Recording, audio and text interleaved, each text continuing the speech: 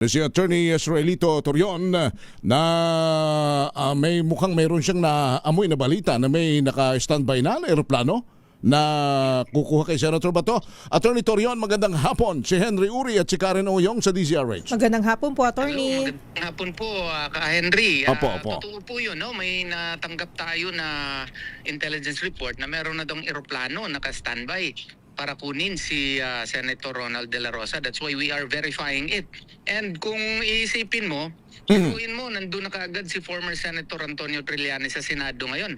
At isang sibilyan na may hawak ng ICC warrant daw at dadakpin daw siya together with the NBI agents. Aba, kung i-analisa natin ito at i-connect natin doon sa may nakaabang na eroplano, baka totoo nga. So we have to verify this kasi nga maling-mali po yun, no? Na isang civilian na hindi naman siya public officer ay siyang may hawak ng isang ICC warrant. Dapat sa PCTC yan na idinaan. At ang pangalawa, anong kapangyarihan na niya mag-enforce ng ICC warrant? Hindi nga siya public officer dito sa Pilipinas. No? Pangatlo, napakonfirm na ba niya yan in a Philippine court? You know, under Rule 39 Section 48 of the Rules of Court, yung mga foreign judgments, no, foreign processes po, bago yan ipa-effect dito sa Pilipinas, ay dapat ipa-confirm yan in a Philippine court. Hindi po pwede na ibandila mo kaagad dyan at saka gagamitin mo yun. At dadakpin ang incumbent senator voted by more than 20 million people. Idaan yan sa proseso ng Pilipinas. Kasi si Senator Bato de la Rosa is Filipino citizen, and under the 1987 Constitution, no person shall be deprived of life, liberty, or property without due process of law. And only a Philippine judge can issue a Philippine warrant here in the Republic of the Philippines. How can that be? There are issues that are pending before the Supreme Court precisely to resolve these matters, and it will be very controversial and questionable on the part of former Senator Antonio Trillanes to be doing all these shenanigans, no? Dapat may mag-advise sa kanya kasi maling-mali po ito. He will forever be judged in history as a traitor to the Republic of the Philippines. Apo, Attorney, ang Senate Sergeant at Arms na nagpapasok sa kanya, na siya naman isang ordinaryong taong may dalang warrant of arrest galing sa ICC, may pananagutan ba? Ay, tatanungin natin, pero ang sabi kasi, nung pumasok siya, wala naman siyang dalang warrant. Oo. Hindi naman niya pinakita yun. Yun ang initial information na nakarating sa amin. Noon na lang yan inilabas niyan. Nung nakapasok na si Senator Bato de la Rosa, bago lang niya inilabas yan. Nung pagpasok niya, wala siyang pinakita. Oo. So, yan ang hindi talaga kanais-nais kasi malaya po ang ating bansa. We are an independent country and we have our own laws, we have our own constitution, and our constitution states nga na only a Philippine judge can issue a warrant here in the Philippines. And kung meron man yung proseso na yan na ICC warrant nga, bakit civilian? At saka kung meron man granting na inauthorize siya, dapat idaan mo na siya sa proseso dito sa ating bansa. Hindi pwedeng dakpin lang niya dito si Senator Bato Rosa na buang na. Attorney, magandang hapon po. Si Karen po ito. Attorney, ngayon pong nasa loob pa rin po ng bisinidad si Senator Bato de la Rosa, pero mukhang according to reports from our field reporter na si Noche Cacas ay tila parang hindi naman ni-lockdown pero isinara at very heavily guarded na po yung main entrance po ng Senado. Medyo mahihirapan po lumabas at pumasok.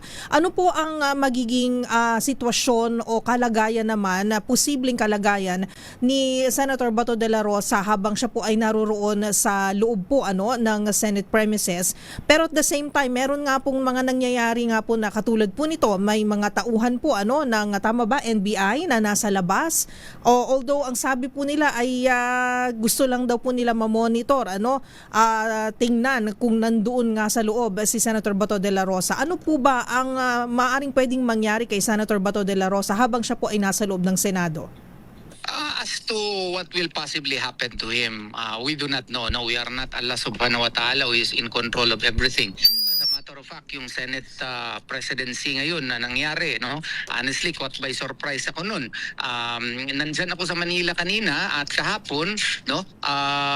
Nakarating ako ngayon, nandito ako, umuwi muna ako sa Davao at nangyari yan, no? Kaya hindi ko talaga matansya kung anong mangyayari. But the thing is, the NBI used to be a very highly respected institution, no, in our country. And it remains as such, although there are now many questions concerning the same as to whether or not it can maintain its integrity and credibility under the present leadership of the NBI. I am hoping and praying that it will continue to be a professional organization, no? Mandated to enforce the rule of law. And the rule of law mandates that in the Philippines, only a judge can issue a warrant of arrest. An ICC, even if it is an institution based in Netherlands, all its processes have to be validated, confirmed first in the country through the Philippine courts before its processes can be effected here. Kaya nga yung NBI, no, nire-request namin, mga sir, wag naman kayo magpagamit. Wag kayong magpagamit, siguraduhin ninyo na meron talagang Philippine court order na nagsasaad na may warrant of arrest. Kaya nga siguro ginawa nung NBI in-invoke na nila yung Republic Act 10395 ba yun? Kasi kung mag-imbestiga daw, kung hindi mag-attend si Senator Bato, magpapile sila ng indirect contempt. Kasi alam nila na under the present dispensation, wala pa silang Philippine court-issued warrant of arrest. And the only way by which they can issue or they can secure a Philippine-issued warrant of arrest, kung posible na hindi isisipot doon sa kanilang investigasyon ng Thursday at mag-apply sila ng indirect contempt petition in the Philippine court. Kaya dapat pag-isipan ito ng mga NBI personnel. Wala pong basehanan niyang ginagawa ni Antonio Trillanes, ni Mr. Antonio Trillanes, at wag po sila magpagamit dito kasi masisira po sila dyan. Masisira yung credibility nila, masisira din yung profesyon nila at yung reputasyon, magandang reputasyon ng NBI. Attorney, siguro follow up na lang po, kayo po ba ay kinontak na ni Senator Bato de la Rosa, and does he feel o sa kanya inyo pong palagay bilang kanyang legal counsel ay siya po ay ligtas sa loob ng Senado sa mga sandaling ito? Honestly, ang kakontak ko palagi, yesterday, ngayong araw, yung misis niya at saka anak niya, no? Kanina, hindi ko talaga alam na mag-appear na siya kanina. Oo. So, nabulaga na lang din ako. Pareho tayo, nabulaga din, no? Pero may feeling ako na baka gagawin niya. Pero hindi ko alam na gagawin nga talaga niya. So, as to whether or not we were able to talk, hindi pa kami nagkausap. Although, halos kada minuto kami contact po ng kanyang kapamilya. Attorney, ano ang inyong magiging advice sa ano ba, susuko ba siya, sasama ba siya sa sino mang arresting officer, sa sino mang authority na kung merong Philippine court issued warrant of arrest, of course, samahan ko pa siya. Pero kung ICC warrant yan, alam nyo na ang sagot ko. Kung ICC warrant yan, dapat idaan yan sa Philippine judicial system. Kaya nga, ang advice ko sa kanya is relax lang, dyan lang muna siya sa Senado kasi the Senate is an independent institution likewise, comprising one of the three branches of the government, and I hope and pray na the Senate will maintain its credibility as an institution, and I'm very confident that under the new leadership of the Senate it will do such and it will be independent, no? Truly be independent, and I hope and pray likewise that the Senate will exercise such independence, no?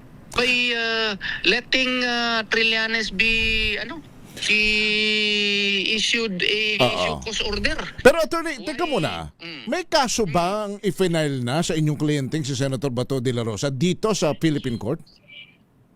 May kaso bang i-final si Senator de la Rosa? Kay Senator. Sa kanya? Laban sa kanya. Wala kaming alam eh. Iyon na nga. Wala kaming alam na meron eh. Wala kaming alam na meron. Wala nga.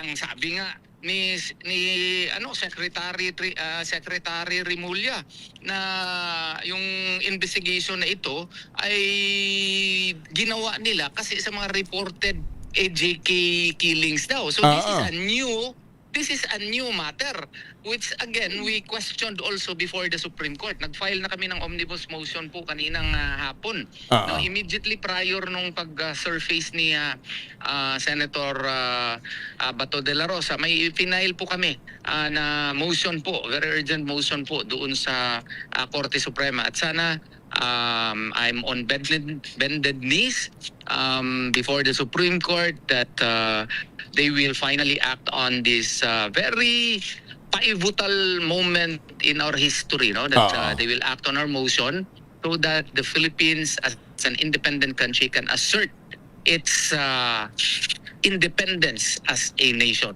So kasi ang isang senador, sitting senator, wala namang kaso, pinasasabpina ng isasabpina ng CIDG, kaya ang tanong ng marami po, pwede ba 'yon? Well, yung ang view nga namin with utmost due respect sa CIDG, no, kung sino naman yung nag-advise doon sa nagperma doon sa subpoena, void nga yun eh. Void. Why is it void? It is void simply because of the fact that the law upon which they cited and upon which they based the issuance of the subpoena pertains to an existing investigation. But according to the pronouncement of Secretary Trillanes, it is a newly initiated investigation. So it cannot be a basis of a subpoena. Second, how can a subpoena state that it will require the execution and submission of an affidavit? We all know that a respondent has the option whether or not it will issue or execute an affidavit in response to a particular complaint. Hindi mo siya ma-require right then and there na what's you call this, mag-execute ng affidavit. Kung basahin mo yung kanyang subpoena, ganun ang nakalagay kaya sinabi ko void yun. Maling-mali yun. How can that be? Okay. Last, siguro attorneys, for now mukhang magiging all-nighter, tama ba? Is it safe to assume na dyan muna matutulog si Senator Bato de la Rosa sa loob ng Senado? Naghahanap nga ako ng plane ticket kasi sasamahan ko na lang siguro siya mamaya. Pagdating ko, diretso na lang ako sa Senado, magdala na lang ako ng kumot. At saka yung mga kababayan natin na hindi ba kayo okay lang ba sa inyo ito na ang ating pinakamamahal na senador ay gustong kunin ni Antonio Trillanes? Siguro sama-sama tayo doon sa Senado para bantayan si Senator Bato. Siguro isa rin, nandiyan pa ba si attorney? Attorney?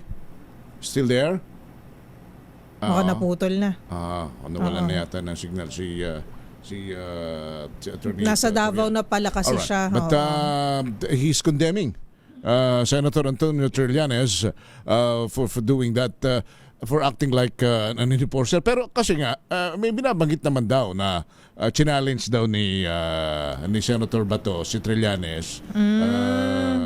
Kanya lang hindi ito hindi naman ito partner hamunan ng kantsawan yan hindi yan na po pwedeng hindi ang bottom line is ito ba ay legal, ito ba ay kumbaga nasusunod ba nito ang rule of law, ang proseso? Oo, yun nga Exactly. Ano ba ang siguro unang tanong, ano ba ang personalidad o di naman kaya ay represent kinakatawan ni dating Senator Trillanes nung siya ay pumunta dun sa Senado at di umano may hawak siya na warrant na galing yun ang mga kumakalat ngayon galing daw sa ICC. So tama ka, wag na nating pag-usapan yung mga kantsa, wag na nating pag-usapan yung mga barakuhan, yung hamunan ng pagkalalaki. Hindi ito panahon ng hamunan na ganun.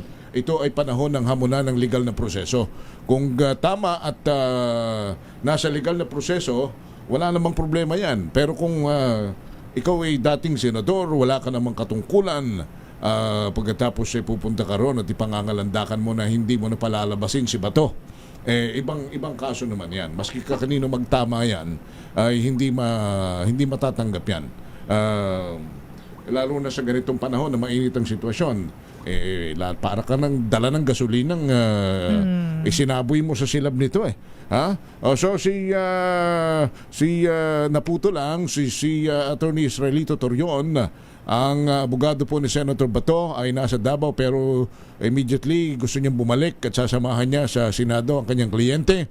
And ito, bumabalik si Attorney. Attorney?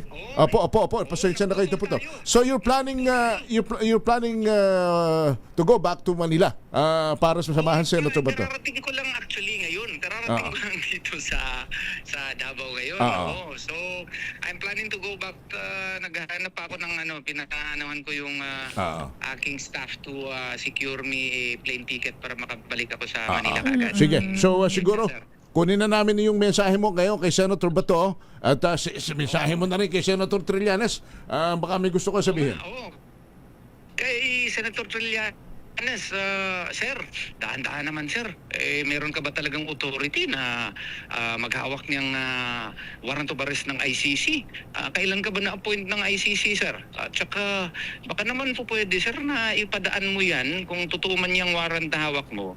Ipadaan natin yan dito sa proseso ng Pilipinas. Hindi naman po pwede na yung ICC warrant, diretso mo kaagad na i-apply yan dito at i-implement yan dito na hindi dadaan sa ating mga proseso at ating mga batas. Meron po tayong 1987 Constitution. Meron tayong Rules on Criminal Procedure. At ang sabi, only a Philippine judge can issue a Philippine warrant here in the Philippine jurisdiction. And kailangan siguro, sir, na affirm and confirm mo muna yung dala-dala mo para naman merong tama na proseso, may due process tayo. At saka doon naman sa aking kababayan at kaprobinsya na aking kliyente si Senator Bato de la Rosa, boss, tatag lang tayo. Alam ko you're a strong man, relax lang. Hindi lang tayo magpadala sa init ng ulo. Marami pong nagmamahal sa iyo, boss. At wag mong kalimutan, mahal ka namin. At we will try to convince the Filipino people to be there in the Senate to show support to you. No, sana yung ating mga mamamayang Pilipino, puntahan natin si Senator Bato de la Rosa. Ipakita natin sa kanya na tama na, grabe nang nangyayari sa ating bansa at tulungan natin siya na hindi siya madala doon sa Netherlands, na hindi dadaan sa tamang proseso, sa tamang judicial process dito sa Pilipinas. Attorney, meron pa lang meron daw isang binabanggit daw pala partner na dahilan si Senator Bato kasi hinamon daw siya ni Senator Senator Trillanes. Hinamon daw siya ni Senator Bato na sumama sa pag-aresto sa kanya. So kaya naandun siya ngayon. Yun ang kanyang sabi naman. Para naman siyang bata. Ayan. Para naman siyang bata.